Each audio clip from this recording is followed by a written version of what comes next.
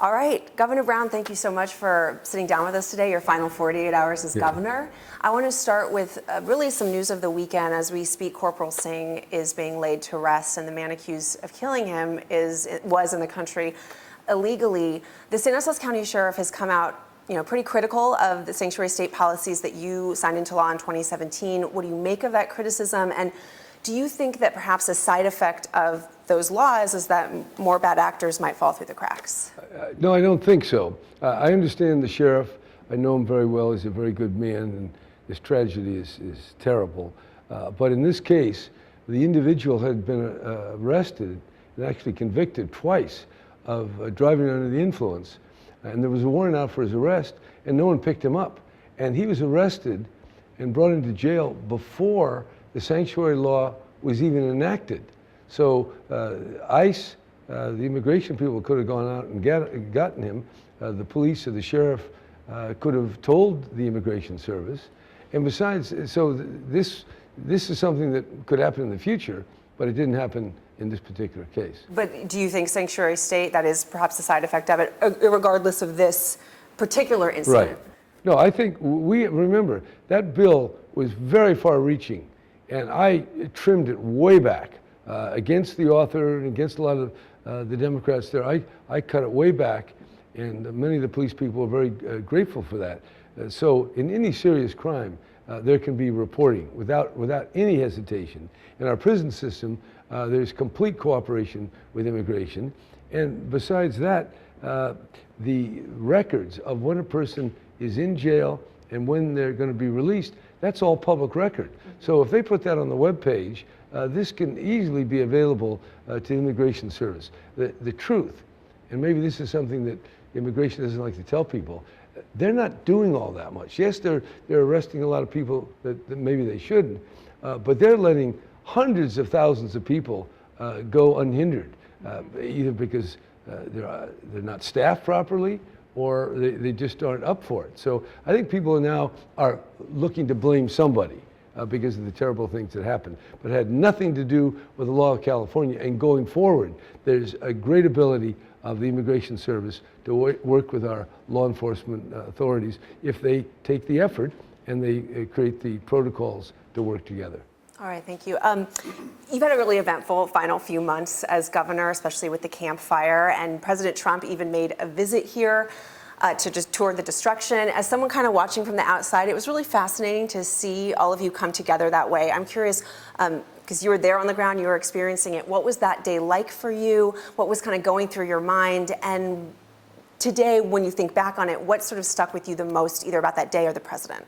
Well, first, I was very glad the president came out, visited Paradise, and visited the fires, the remains of the fires in Malibu. So I wanted to be very clear about that.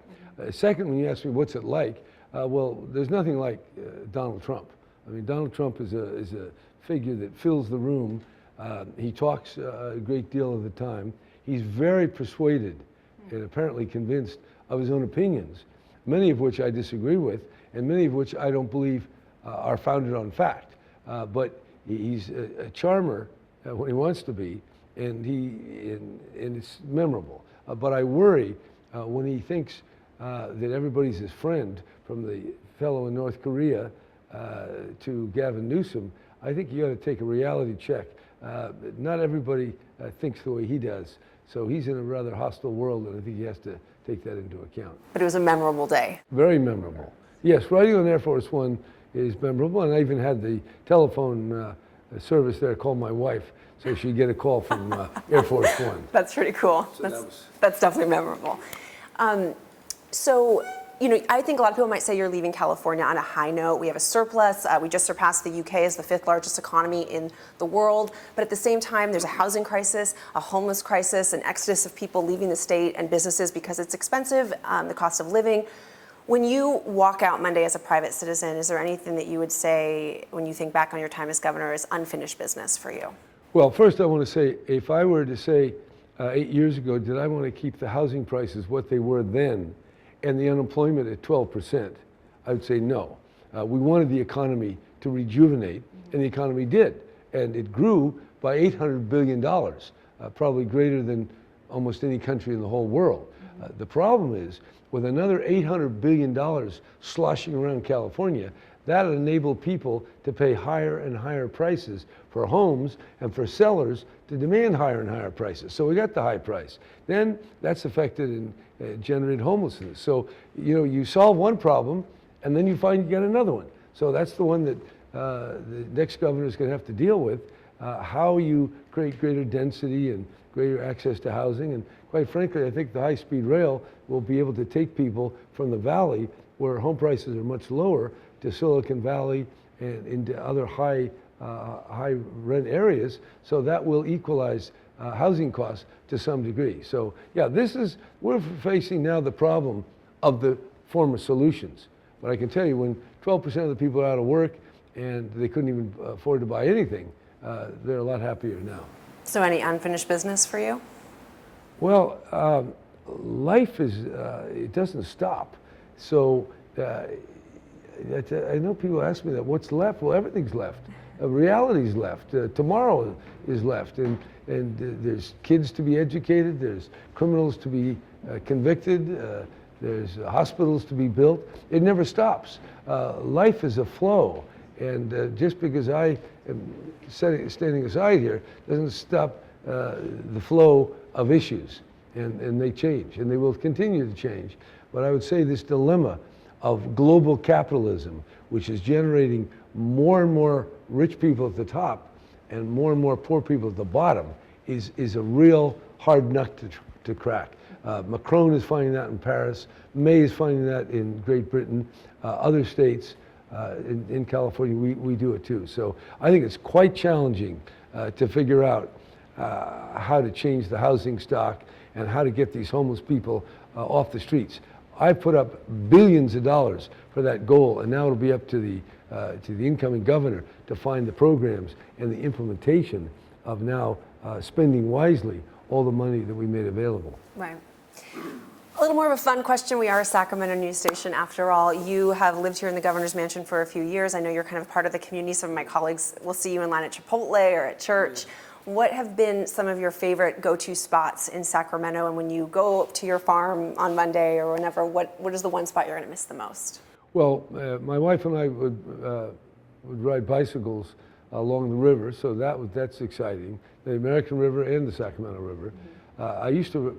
So that's fun. I used to go right on the surface streets to get there, but then the Highway Patrol didn't feel I was a careful enough bike rider. So we got a rack on the car and we take the bikes there. But I like that. That was pleasant. And I like the eating spots that are here. I do like Chipotle because it's quick, it's good, and it's pretty inexpensive. Yeah, do they know you there? Some of them do and some of them don't. So Chipotle, do they have Chipotle up in, they have to have it full. I don't think, no. They got a new Starbucks though. That's big news. And we got a truck stop coming in. Okay. And Calusa may build a marijuana factory of some kind. So yeah, the town is coming alive. That'll be your next big, initiative? No. I'll have a few initiatives. We still have the criminal justice reforms that have to be modified and improved. So we put a call out to our viewers saying we're going to interview you. Do you have any questions? We had a lot of people asking us to ask you about Sanctuary State, but I want to read a question from Tomas. He wanted to ask you, if you could get a do-over on any one decision, what would that be and why? Well, a do-over, I don't think there'd be a do-over this time around. If I could do a do-over of my first time as governor, I would have kept the indeterminate sentencing law, which set the time for a prisoner's release by the decision of the parole board. And that based everything on how well the inmate performed inside prison. Did he avoid gangs? Did he educate himself? Did he avoid getting into fights? And that incentive that was based on winning or not winning a parole release, we lost when we went to a fixed sentence. So all the inmates know the exact day on when they're getting out. And that reduced the rehabilitative incentives that used to exist. And we're now bringing that back. And so I think that's a correction that I think was long overdue. Right, and what's the most important piece of advice you've given incoming Governor Gavin Newsom? I think the most important advice is while you take care of business in the ordinary course of things.